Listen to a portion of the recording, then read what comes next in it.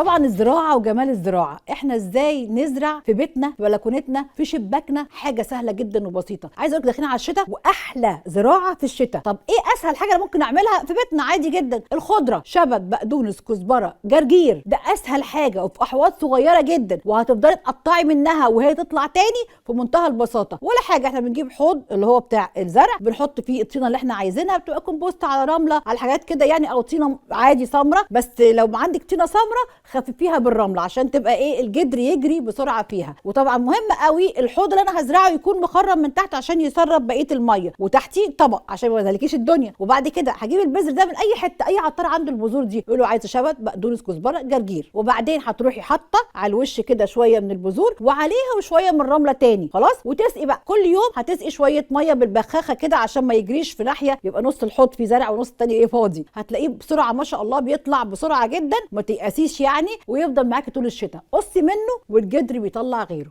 بس كده.